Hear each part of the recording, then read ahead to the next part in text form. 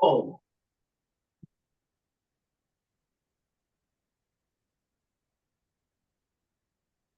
Excellent. We'll just ask to make sure that everyone's on mute. I will keep track of it, but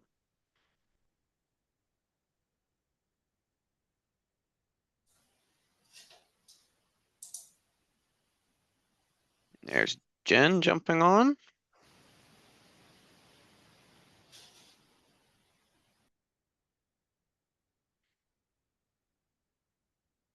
Morning, Jen.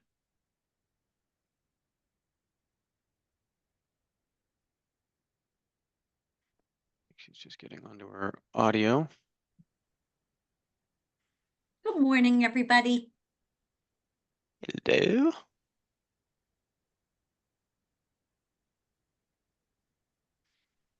Jen, I just had like 5 last-minute signups, so figure give everyone like 2 minutes and then we'll get going here. Absolutely, sounds good. Nice to see sunshine as opposed to rain. I It spent sure is. the entire first part of the week staring outside at rain, so.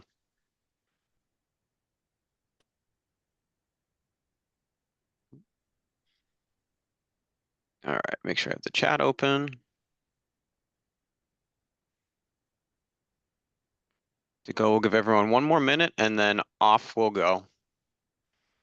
And hopefully as we've chatted through, Jen and I have had a couple conversations. We've had conversations with clients, some membership groups.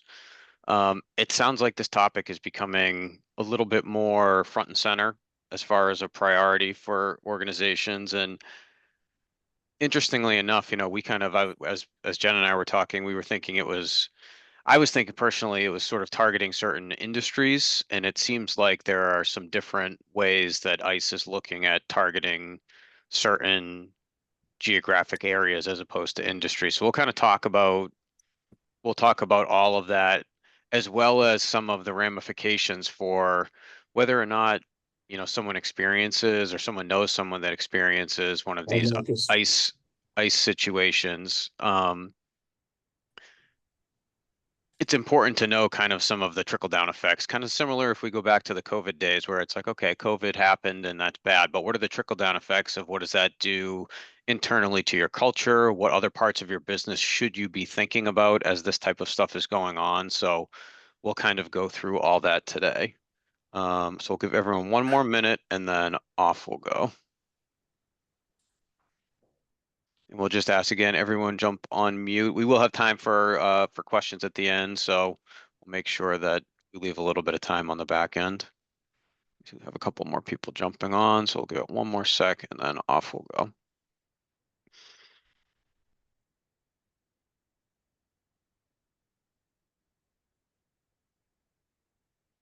Okay, I think we're ready to roll. All right, well, good morning, everyone. Thanks for jumping on. So obviously, this is our topic today. We're going to be talking about staying prepared for these new immigration enforcement laws, and we're specifically talking about the ICE raids that we've seen, come across our news stations, and we see it come across all the Globe articles, et cetera. So what we're going to do is we're going to start just briefly. Obviously, we know it's going to be a sensitive topic that we're talking about today, so we want to make sure that as you are looking for specific information for your organization, make sure that you're consulting with your own attorney. If you are looking for support, obviously Jen is someone that we've partnered with for a long time, and she can help walk you through some of these challenging situations. I know, again, rewinding to just some of the craziness of the last 5 years, back in the COVID days, a lot of different things happened, good, bad, and indifferent with the COVID pandemic. And Jen was really supportive of all of our clients through that. So if you do need more specific advice as we go through some of these situations, some case studies that Jen has come across, if you do need a more specific support than some of the information we're going to cover here, or you're worried about something, for the way your business is specifically set up or how your population reacts, please don't hesitate to reach out to Jen and grab any of the support that you need. Um, Obviously, Jeff Bastian from Apex Benefits Partners. I'm going to spend just 2 minutes. I promise I won't take up a ton of time. Just talking about some things that we're seeing going on in the marketplace for what we do at Apex. So obviously, we're a benefits broker. I see a bunch of clients on the call here. For those people that aren't clients, We are a benefits broker. We actually just rolled over to our 1 year anniversary. Really excited. We have a lot of good things going on. Um, the one thing we do want to quickly tee up for those that might not know us is there's a lot of stuff going on in the world around healthcare. So you guys are just seeing it. If you pick up the Globe, read the Boston Business Journal, this was actually the front cover of the Boston Business Journal. All our healthcare carriers and partners are in the news for the wrong reasons. And even just as recently as yesterday, both Blue Cross and Harvard Pilgrim had major layoffs within their organizations, but we're seeing, these astronomical operating loss numbers. And we saw them last year from the carriers, and the first quarter of 2025 has not gone any better, and we're starting to see it hit our rates on the insurance side of things. So just know that for anyone out there that is looking at a pressure pack situation from a healthcare renewal standpoint, we'd love to be able to support you through that. And we're going to just spend again, 90 seconds talking about what we have going on that might be a little different here in the marketplace, and offering up the support if you need it. But just know we are starting to see our 2026 renewals trickle in, and they haven't been great. So just something to keep your eyes on. Something that we did just launch last week. So for anyone on the call within HR, which I think most people are, we spent last week down at the Northeast HR Association conference, and we launched this big integrated wellness platform where we've been able to leverage some of the technology that we have behind the scenes to do some really awesome analysis for clients that, for us, we really haven't seen outside of really, really large organizations, maybe multiple thousands of employees that are on self-funded plans. So we've invested in some technology. It's allowed us to do some really cool analysis. You see just a snapshot of it off to the right side of the screen here, where we're really able to target some specific high quality, low cost facilities, steerage programs, really help employees find the best access to care. And this matters because as we start seeing health insurance prices inflate, we're really going to have to start taking a much more active role in controlling those on an individual basis from a company standpoint. So just know that this is something that we're really excited about. This is the wellness roadmap that we launched. We have some partners that help us along the way with this. But just know that if you are looking to sort of dig into your healthcare a little more, come up with I have a something. to-go order for Oh, Carolyn. oh, so we just make sure everyone's on mute. I'm sorry, I'm trying to find out who that was. If we're getting to-go orders, we should make sure to get it for everyone. Just kidding. So we just want to make sure that Sorry everyone about knows. that. Oh, that's okay. We just want to make sure that everyone knows that these resources are available. So a lot of times within the healthcare marketplace, everyone kind of throws their hands up in the air and says, "Hey, some of this awesome stuff is only reserved for, my spouse works at Fidelity Investments, that works at EMC, works at big national corporation." We want to let you know that these resources are available to our organizations, and we've done these type of analyses for clients right down to 5 or 10 employees, all the way up to 500 or so employees. So just know that it's here. So I wanted to just take a minute on that because we're going to start seeing it, whether you renew now, renew in April, renew in July. We just want to make sure you're prepared for what's going on in the marketplace. So that's all I'll take up from a healthcare standpoint. For those of you who don't know Jen Pinkham, Jen has been an unbelievable partner of ours going back to, I say the COVID days, but really going back to the prior June, back to when paid family medical leave was launched. And even before that, helping doing some HR seminars on a pretty consistent basis for us in the past. So, Jen is here. She's always our go-to. She's the one that we reach out to first when something happens in the marketplace. And obviously, this is something that, nothing to do with insurance from our standpoint at Apex, but it's something that impacts all of our clients. We want to make sure that we're bringing resources to you that let you know that, we want to be a true business partner. So Jen, I'll be your slide flipper here, and off we go. Well, welcome everyone. I'm excited to see some familiar faces in the audience and meet some new people. I think this is obviously an extremely hot topic that we're hearing about on the daily, right? So we are hearing about it in the news, but also as consultants, as lawyers and benefit brokers and whatever kind of professional services you provide, we're hearing about it firsthand from our clients. So one thing that Jeff and I kind of talked about was some of the things that we've already encountered as attorneys from our clients' perspectives. What's happening out there? What are the real life issues that they're facing? So Jeff asked me to kind of share a few case studies or issues that have arisen since January of 2025 when the new administration took over. So obviously, politically, the climate is very much enforcement. Immigration enforcement is a big priority of this administration. So that obviously has a trickle down effect on businesses all across the Commonwealth and across the country. Obviously, here in the Commonwealth, there's even a heavier uptick in enforcement because of the way that our state administration and city administration are at odds with the federal administration, right? So it's a little bit more heightened here in the Commonwealth. So some of the things that we've seen as attorneys are different businesses that have been impacted by immigration issues. So we have a gutter cleaning company up on the North Shore. And there was an incident where a geographic area up on the North Shore that is predominantly South American individuals, they were targeted. So two individuals from the gutter cleaning company were in the gutter cleaning car with the logo on, driving out of that geographic area when ICE detained them. One of the individuals was ultimately released, the other was never released. So this is obviously an issue for the gutter cleaning company, where they immediately call me and they say, okay, what's going to happen and how do we handle it? And I think as we get into the slides, we're going to talk a little bit about what the advice is in those instances. So I'm not going to kind of give away the punchline, but I will let you know kind of what happens in those instances and how you as employers need to deal with those situations when there really is someone that is detained that's in your workforce.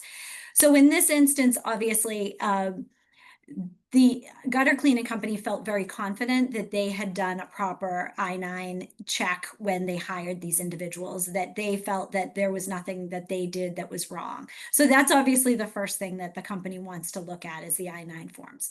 And then having a plan, which we'll talk a little bit about as we go through the slides.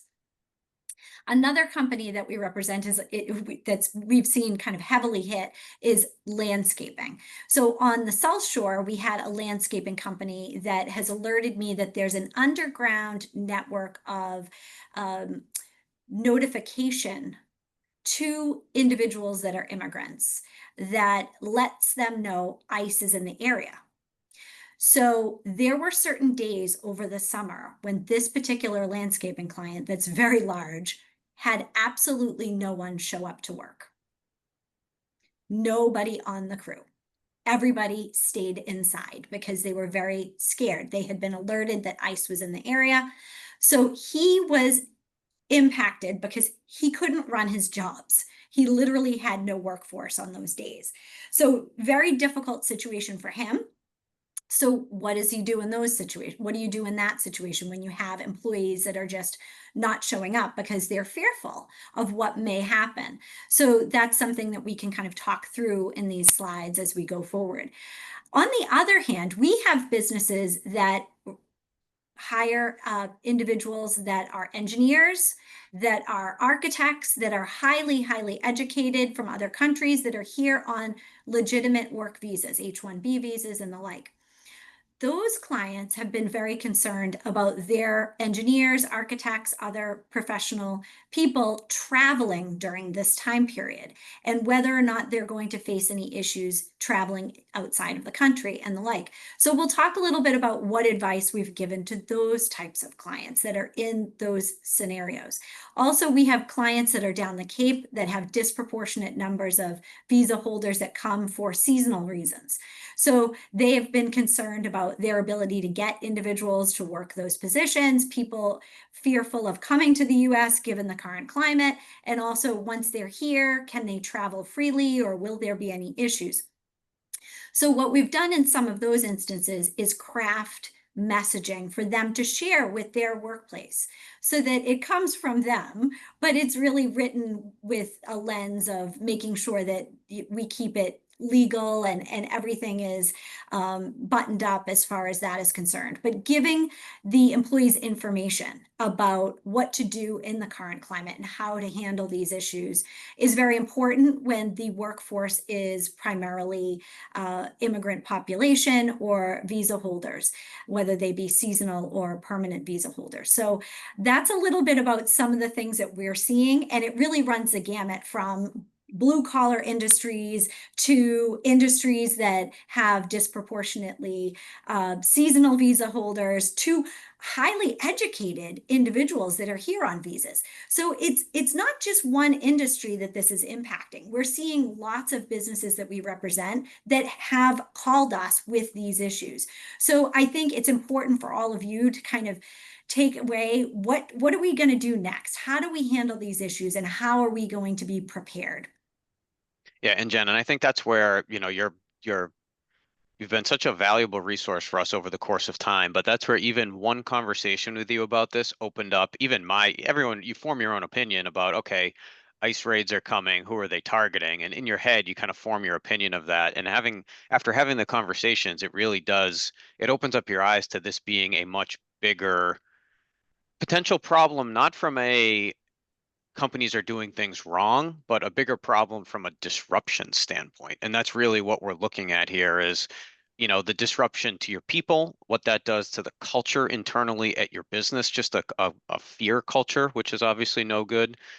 And even just some of the things like even like you mentioned traveling, like if you have we have all these organizations that have national presences that people travel all over the country, people might travel externally to the country, external to other countries, and just the worry about the disruption that that can cause to a business as people are visiting their clients, their customers, the whole nine yards. It does really open up that it's a much bigger topic than, hey, making sure you have your I-9s buttoned up internally. So I Definitely. will get us going. So, why would ICE actually show up at your doorstep as a business?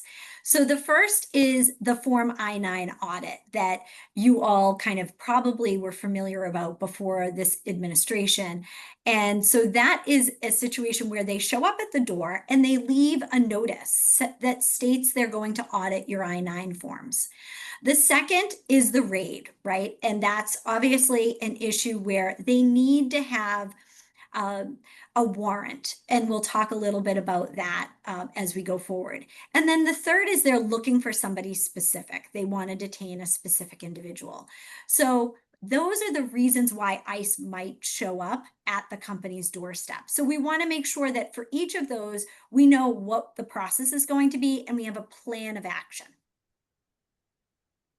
So, what is an I 9 audit? I referenced it a minute ago. It's obviously when ICE comes to the business to check if you've followed the rules for Form I 9.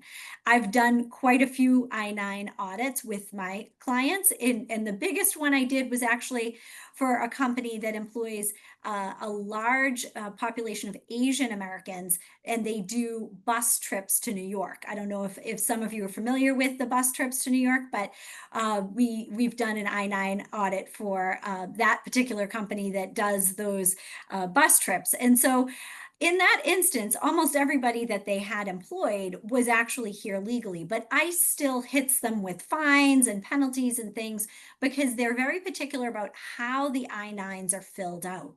So we want to make sure that when we're in HR or we're the business manager at the company, we're being very careful about our I-9s as we do onboarding.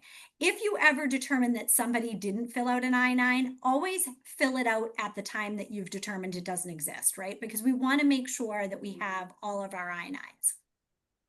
Obviously, you all know, I think, what an I-9 is, but it confirms a worker's identity and authorization to work in the United States.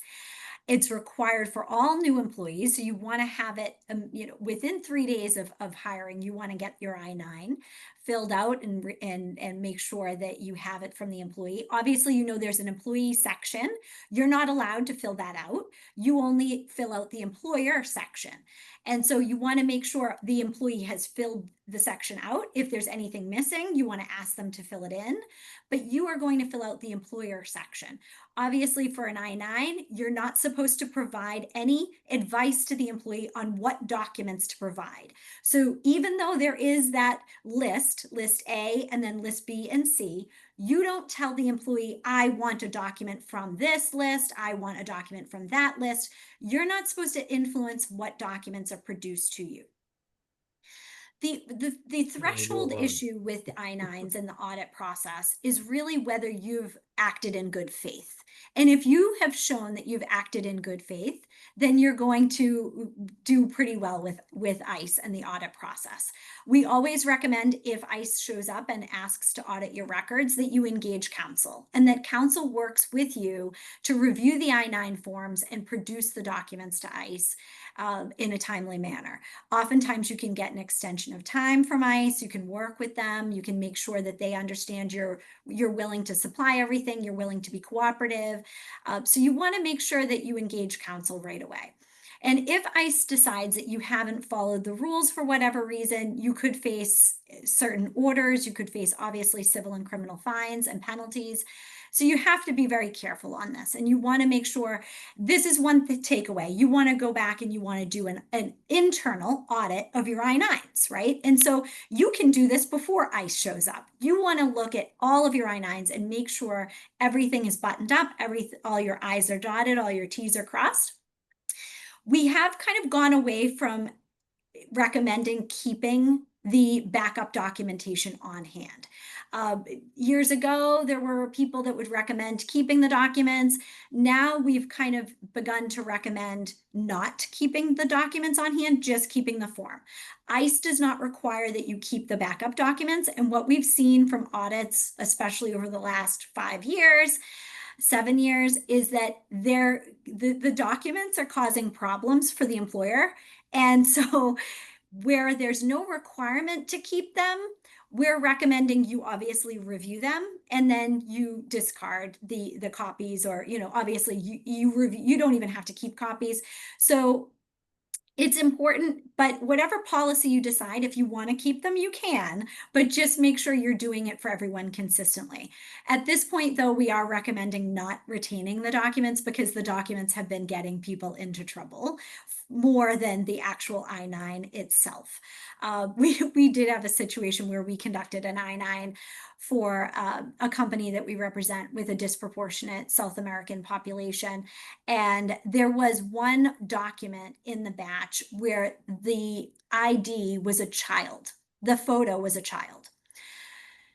Obviously, that's not acting in good faith, right? I had to have a conversation with the client right away and say, okay, look, this is not good. Is there any other documentation you can get from this individual? Because this is a problem, right? So you as employers, you have to act in good faith. If somebody gives you documents that you suspect to be fake, fraudulent, or not valid, or that wouldn't pass muster with ICE, you need to go back to that individual and ask for additional documentation. And if they can't produce it, then you need to let them know that they're no longer employed by the company because they have not been able to produce documentation that allows them authorization to work in the United States. So just keep those things in mind as far as the I-9 audit. I think all of you should go forward and make sure you're doing your own audit. And you must keep your I-9 forms on file for 3 years after hire or 1 year after the worker's last day of work, whichever is later. So those are the rules as far as how long to retain your I-9s. You should really retain them separately from the personnel file. So I think many of you already know that, but they should be maintained separately. I don't know, Jeff, if you want to jump in here on any of that. I was just going to ask just a quick question with, you've mentioned let's do an internal I-9 audit. As someone now who, kind of has a business to run as well with our partners, I would not know the first place to start. So I assume that an I-9 audit is best done in partnership with someone like yourself or legal counsel, et cetera, correct? Yes, obviously, we would love to engage and look at everything. So we're kind of giving it a blessing and letting you know that there's no issues. But even HR individuals can do their own self-audit without engaging outside counsel, just to make sure, number one, do you have an I-9 form for everyone, right? Number two, is the I-9 form completed? And is everything filled out adequately, appropriately? Oftentimes, ICE dings employers for very silly issues on the I-9 form because it's incomplete, because it's filled out inaccurately. It's not because the employee is not authorized to work in the United States. It's because you haven't filled out the form correctly. So those things can really be done internally. And then if you want kind of that overall blessing from outside counsel, what you would do is you would scan all of the I-9s into a secure portal that the attorney could review and make sure that they kind of let you know if they spot any legal issues with those I-9 forms. Yeah, and Jen, a couple questions before we move on. So, um, I'll kind of go what I think is the right order. So if I-9s are very old, they weren't signed by the employer, some are incorrectly filled out, should we just do a total do-over, number one? And then number two, talking about not keeping backup documents, are you referring to like IDs? So those are the Yes. two questions that came Yes, in. so I'm referring to IDs, exactly. The backup Okay. documents are the IDs that individuals are going to be checking, right? Whether that is a passport, whether it's a driver's license, the social security card, whatever documentation from that list A and list B and C that is ultimately produced to you. Years ago, our advice was make copies of everything. Well, now we've seen ICE come in and really target those documents, the photocopies of those documents. And in fact, employers have really suffered because those documents were retained. And if they hadn't been, they may not have been in as much trouble. So now the advice from most attorneys that practice in this area is not to retain those copies of those IDs. Okay. And then if the first part, if you know that I-9s are old, not filled out correctly, et cetera, does it make sense to just start fresh and do it all over again? I would say if they're old, it doesn't mean you need to start over. I mean, there's no need to have a new I-9 filled out. If they're incomplete, there is a situation where you should complete them. We always recommend using a different color ink in any time you're kind of making a change or edit to your I-9 form. But ICE wants to see you act in good faith. And so if you are making an edit, you can use red ink or blue ink to denote that you have made an edit to the form at a subsequent date. What I will say is obviously there is a situation where you need to update your I-9s when individuals are working for you that have a change in status, right? So that is the one time that you do need to go back to the employee, you do need to seek additional information, and you do need to update your I-9 form in that instance. So just beware and make sure internally you have processes for individuals that status is going to expire. And you're going to check in with that individual before the status expires to make sure they're producing additional documentation and that they remain authorized to work in the United States. Any harm for keeping I-9s after the discard date? No, but obviously, if one you keep is a problem, then it could be an issue, right? So we always like to give less is more, so we don't want to be overly compliant. We just want to be compliant. So to the extent ICE came in and asked for your I-9s, I would say you would not be producing anything that you didn't have to produce. And then this kind of goes along with that. So for a company that's collecting any docs through like an HRIS or like a payroll platform, all the backup, it ultimately gets archived in the system kind of until you go in and do something about it. So as a follow-up, does it make sense to once you've hit the time limit to maybe go in and purge some of those or I would say it does. okay. And then the last question here is any regulations about remote employees? And does any of this change for someone who's in the office versus remote if you have people spread around across the country? And that's a good question because obviously now in this day and age, post-COVID, so many more employees are remote, and there are some specific processes and guidance out there, and we can get it to everyone post this webinar about getting an I-9 form filled out remotely.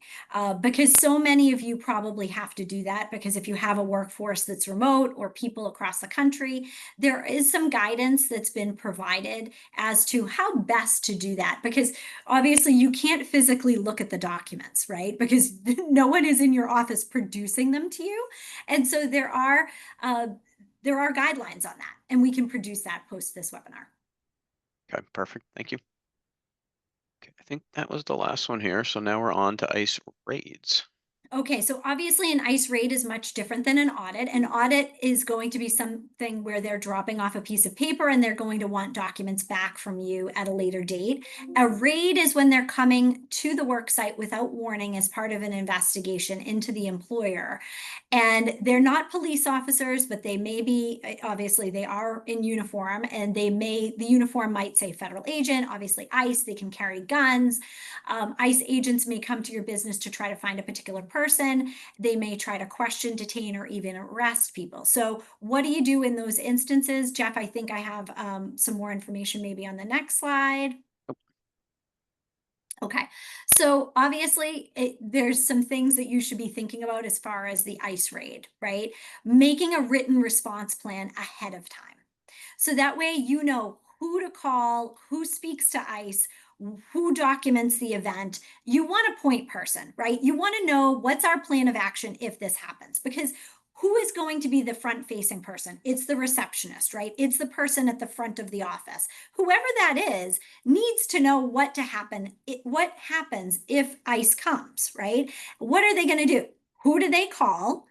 Who's going to ultimately speak to ICE? And who's going to document what's going on? So you want to make sure you have a plan, right? We always recommend it's a written type of a plan. Even it's just an internal practice document that you want to make sure you know what's going to happen. You want to train your staff, train workers that ICE is not just allowed to enter the building, right? That front person is going to say, you can't enter, you need to speak to so-and-so, whoever that is that's in charge of this point person that you're going to designate. So you want to know your rights, and you want to make sure other people understand that they don't have to allow ICE to just enter the building, that they can say, I can't give you permission to enter, you need to speak to so-and-so. Now, obviously, if they do have the appropriate documents, ultimately they will be allowed to enter. And we're going to talk a little bit about that, I think, on an upcoming slide. Yeah, and that's where we've seen anyone who's ever scrolled through TikTok, Instagram, YouTube, whoever sees kind of the potential forceful nature of these situations, which is why we're doing this, which speaks to making sure that if your business is experienced, I think we've probably seen it more on just the individual level, kind of in a city somewhere, on a street corner, whatever it may be, where it's, oh, you can't do this, you can't do this, and they kind of just plow ahead and do their thing. But this is really making sure to have proactively prepared for something like this, as opposed to be dealing with a situation and not knowing and just kind of having it be nonstop chaos. So what employers should do when ICE arrives, obviously for public areas, anyone, including ICE agents, can enter a public area.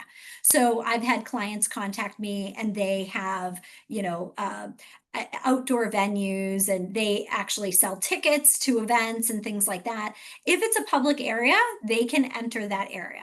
Public areas, including dining areas, restaurants, parking lots, lobbies, waiting areas, ICE can enter without even any sort of warrant or anything like that. They can enter, it's a public area. Being in a public area doesn't give ICE the authority to stop, question, or arrest anyone, and no one can enter a private area of your business without your permission or a judicial warrant. And so that's what we're going to be looking for. That point person is going to be asking for that warrant. So Obviously, if you want to designate certain areas as private, that's always a good thing because then people can't go into that area, whether it's ICE or anyone else, right? So to the extent you want to have signage, that's always helpful because then you can say this area is private, it's not a public area, you're not allowed to enter that area. Oftentimes you'll see that with restaurants and so on. It'll say staff only or something like that. So those kinds of signs, you don't really think about them for this purpose, but they are in fact helpful for even this purpose, right? Because they show that they are a private area. They're for staff only. They're not a publicly designated area. So think about that as well. And then for private areas, as I've mentioned a few times, immigration agents can only enter a private area if they have a judicial warrant. A judicial warrant must be signed by a judge and must say the U.S. District Court or a state court, but likely U.S. District Court at the top. Without a judicial warrant, ICE agents need your permission to enter private areas. So this is very important. That point person that you're going to designate, it's likely not the front desk person. It's likely somebody that the front desk person is going to call, right?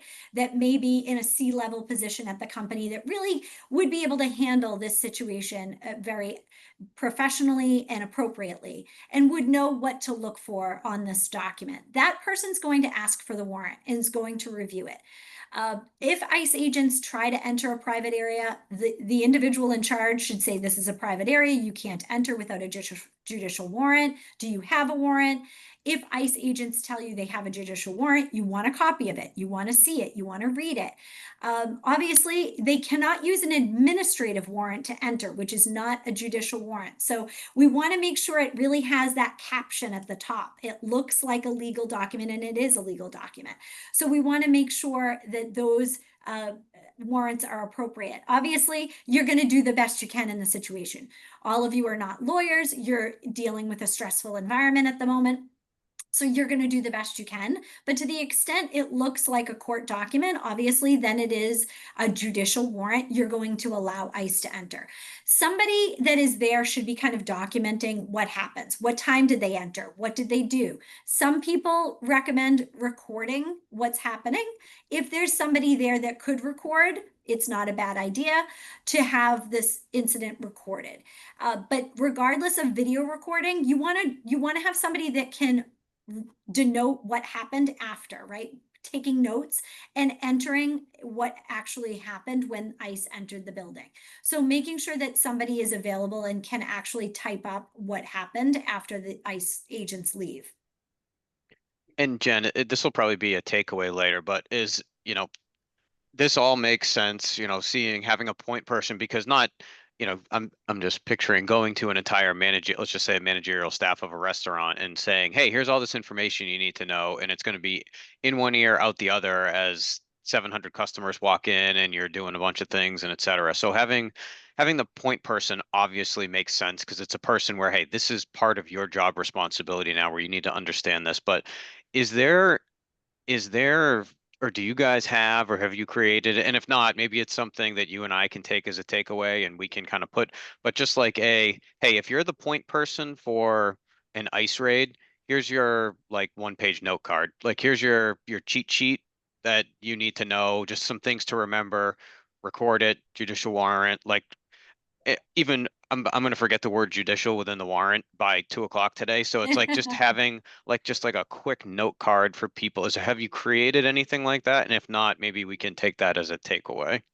It definitely exists, and there's some resources for employers as to how to handle Okay. these kinds of raids and what to do. And so, yes, it's out there. It exists. We have resources that we lean on when clients ask us for these kinds of documents, as far as like a cheat sheet or some Yep. sort of Okay. script, things like that. Oh, and someone's just mentioning SHRM has a good checklist. Yes, there's Awesome. a Thank you, lot of Lori. organizations that have developed checklists or bullet points, and just to make sure internally you have a system and a process. Yeah, and there's a good question came up from Jennifer, and I think the answer is probably yes, but it's kind of good business practice anyways that if there is a point person, and for especially if you work in an organization that has shifts, I just think restaurants, something like that, to have someone as a um, as a backup to that. I assume Absolutely. that's a Yeah, good idea. because if you're an organization that isn't a traditional 9 to 5, where there's not the same kind of point of contact all of the time, you need to have more than one point of contact. Obviously, it depends on the business, but there's certain instances when you're going to have more than one person that knows what to do in the event this happens. And is there well, I guess two things just came up that kind of coincide together. Is there an internal training program, number one? And then two, it kind of speaks to the question that just came beforehand, just the bigger macroeconomic topic of how long are we expected to, do we wait for the next presidential election for this to quiet down? Or, I mean, obviously that's a very open-ended question that there's 500 different answers depending on what things happen. But I mean, is this kind of we talked about the phrase that just couldn't get out of anyone's mind during COVID of the new normal, like, and that phrase that we have PTSD with that phrase. But is this kind of our new normal here? And so with that being the case, should there be a more macro training around it, like we do sexual harassment training every year and we do managerial training for training for employees and all this other stuff. Is this something that's kind of going to be in our ether moving forward? Yeah, I mean, I think ICE always had the ability to raid, and there were always I-9 audits, and many of the I-9 audits that I did were prior to this administration. Obviously, this administration has targeted this as a high priority issue, but I don't think immigration enforcement is ever going to completely go away, regardless of what administration is in the White House. So we really need to be ready no matter what administration it is. So I think creating these processes regardless are very important. And I think adding it to your training, I don't think you need to have a training just on this, but I think if you do management training, then you add this as a topic, right? And Yep. you just interweave this as one more area that the managers need to know about. Yeah, and we've talked a lot, and Colette, that's a great question. We've talked a lot about over the last handful of years, some different managerial training programs that we've talked about. We've talked about leveraging the workforce training grants. Um, I don't know if this is breaking news, but Apex, we just got set up as a grant writer for the Express grant. So if it's something that people are looking to, take advantage of some managerial programs, we can help write in an edit to a training program that includes something like this. So just something to keep track of. But um, I think that makes sense because the last couple of years, again, post COVID, that managerial, especially the middle level managerial training, has become a big topic because good or bad, those tend to be the issues where if the middle management struggles with employee management, those are the issues that ends up on the desk of HR. And those are, if you're dealing with a lot of those issues, it could mean that, hey, we might need to put some horsepower behind middle management training, and this is a great thing to sort of add to that. So as we kind of going full circle back to that well-being map that we created out at the beginning for our clients, one of the things we talk about is career well-being, and part of career well-being is making sure that frontline manager is equipped to handle your employee population, whether it be baby boomers or millennials and everybody in between. So this is probably a pretty good topic to add to that.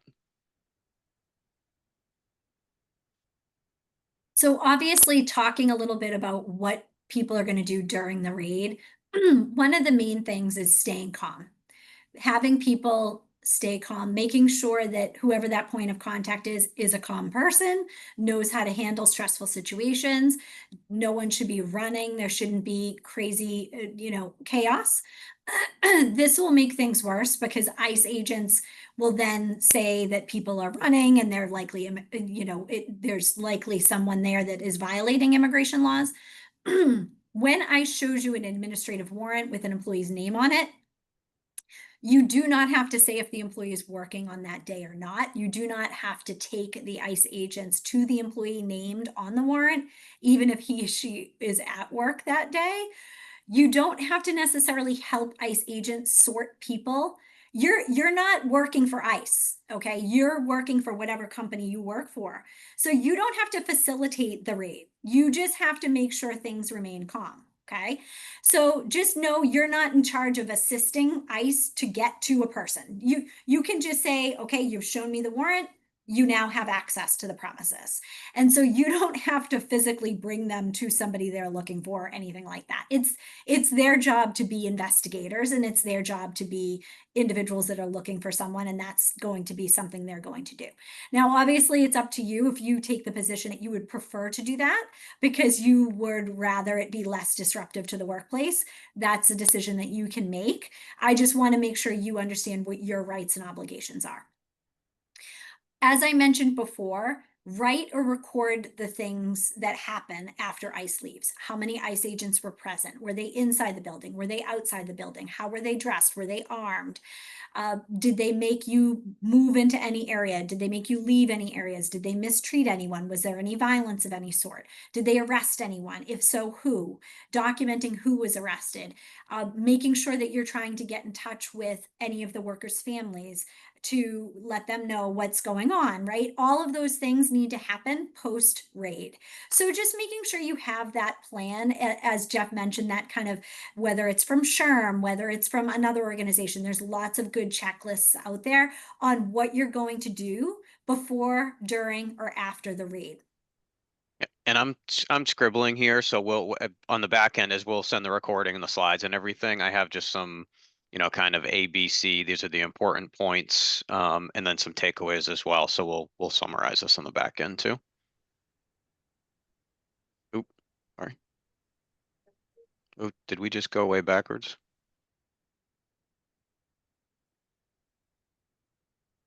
Oh, here we go. So an ICE audit, we've talked, the I-9 audit rather, we've talked about.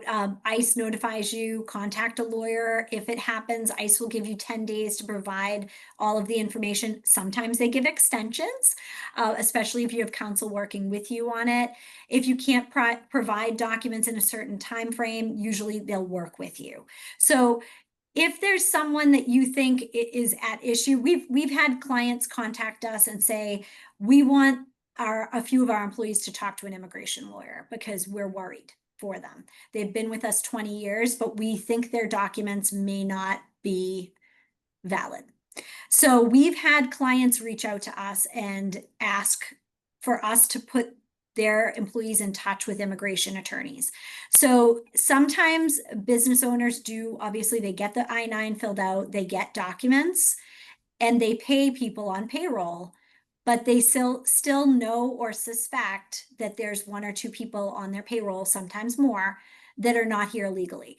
And some of those clients wish that there was a process to sponsor these people to stay because some of them are their best employees. They've been with them for decades.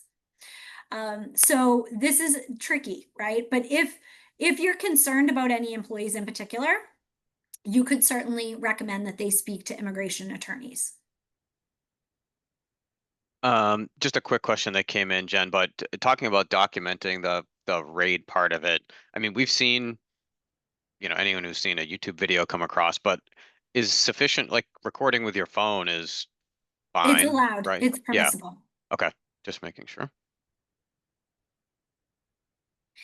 So as far as your takeaways from today, creating a response plan, making sure you have a written response plan, you know who your point of contact is, you know the chain of command, you have a communication plan, you're training the employees, especially the front desk people, managers and supervisors, as we've talked about, and internally, you're doing your own audit of your I-9 forms. You're ensuring that all I-9s are complete, accurate, and stored separately from the personnel files.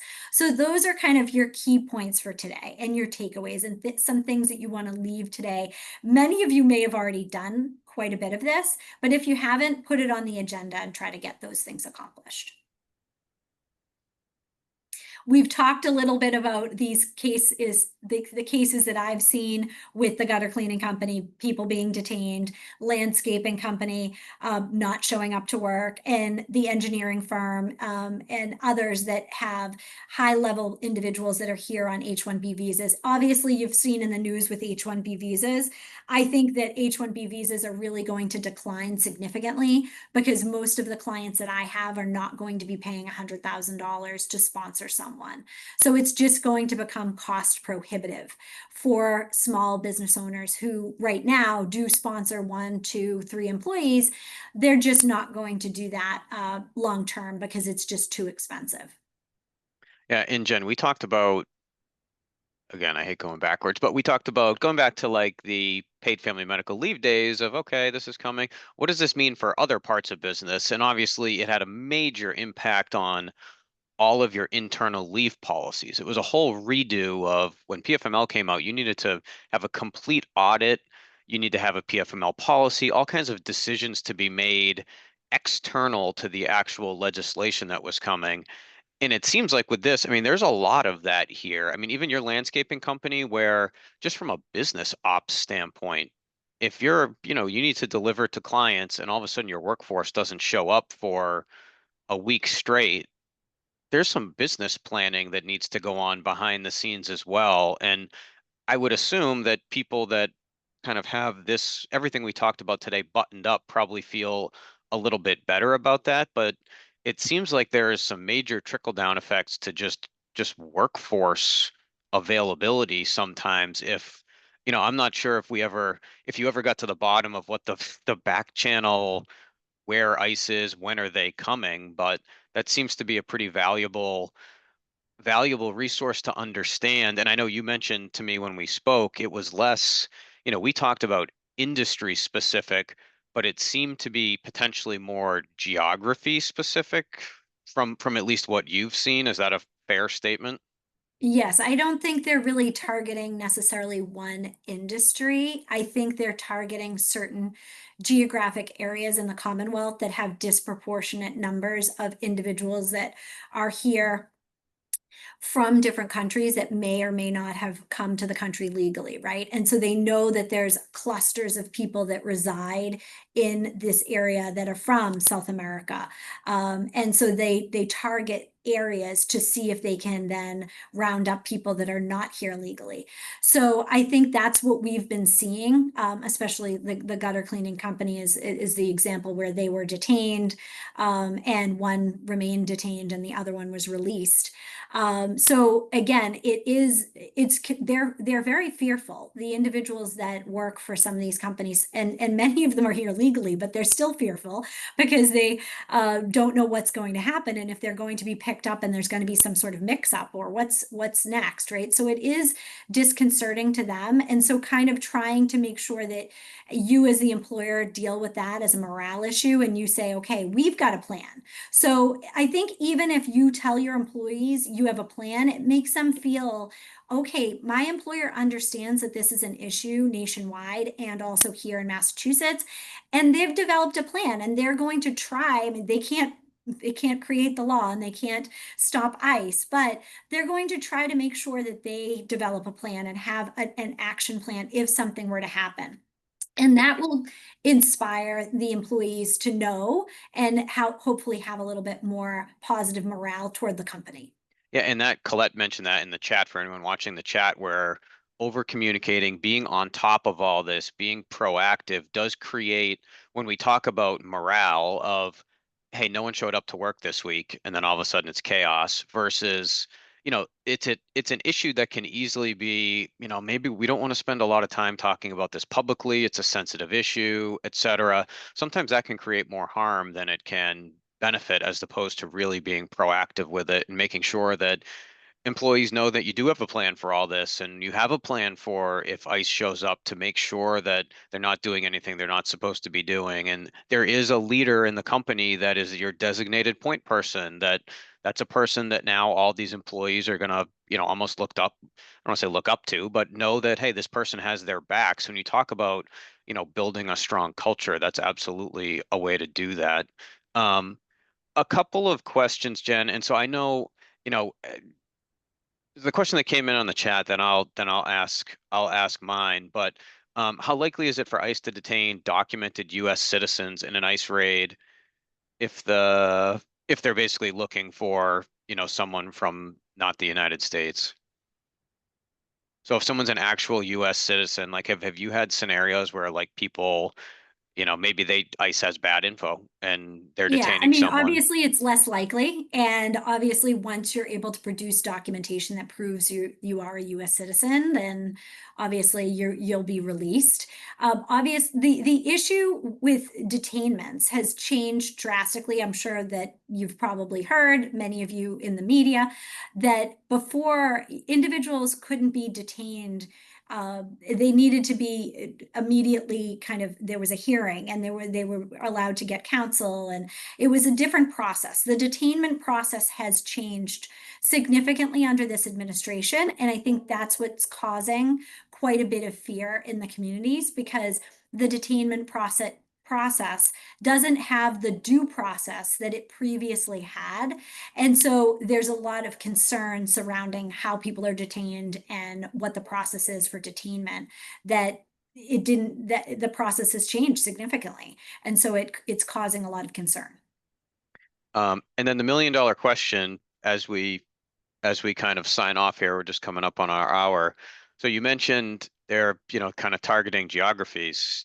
Do we do we have ideas on, we're all here in well, mostly here in Massachusetts, but do we have specific geographies we know of that if you have employees that are located in these 5 areas, you know, these are really things that you want to make sure that you have buttoned up. Yeah, I mean, I think it's the obvious areas. Unfortunately, it's the areas that individuals that are disproportionately from Latin America, and I think I saw in the comments the Black and Brown communities that are here from other countries, that they are targeting those areas. So we kind of all know what those cities and towns may be. So obviously, keeping that in mind, I think the immigration population actually knows better than we do where the targets are happening, because as I mentioned, they have a communication system that is, it sounds pretty sophisticated from what I'm told, as to where they're getting tips as to where ICE might be and what may be happening. So I don't know how accurate it is, but I do know that there's a network of people that's communicating with one another to try to make sure that they are not detained. Yep. Um, and I think we can close it out on this one as we're coming up to an hour, but from an employee recommendation standpoint, does it make sense for them to have all necessary documentation on them at all? I mean, is it like At should, least copies. So like if they want it in their phone, that's always a good idea. They may not want to have their originals on them just because they might lose them, and then that could be a problem, right? But having something showing, yes, right now it's good advice for them. uh, I think that's all we had, right? Yep. So again, closing, I have some summary tips here.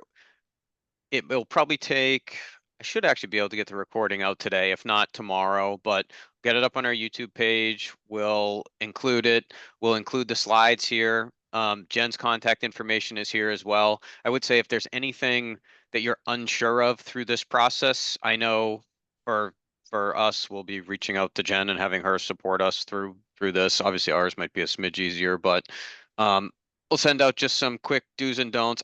The note card cheat sheet, if I know someone mentioned Sherm has one. If you don't mind shooting that over, we can send that out. And then Jen, if you have anything that you've used as well, we can kind of shoot out a couple different options for that. Um, and oh, and then the last thing was just if anyone wanted to, explore that management training and the workforce training grant part of things, let us know. We're happy to help go through that. And writing in a section in the workforce training grants to include something like this is not all that complicated. So we'd be happy to do that. So I don't see any other questions. Everyone, thank you so much for jumping on. Try to keep it short and sweet. Hopefully it was informative, and you have some good takeaways from this, but we'll make sure to get all of this out to you here in the near future. Jen, as always, you are the best. Thank you so much. Thanks, everyone. Thanks for having me. All right.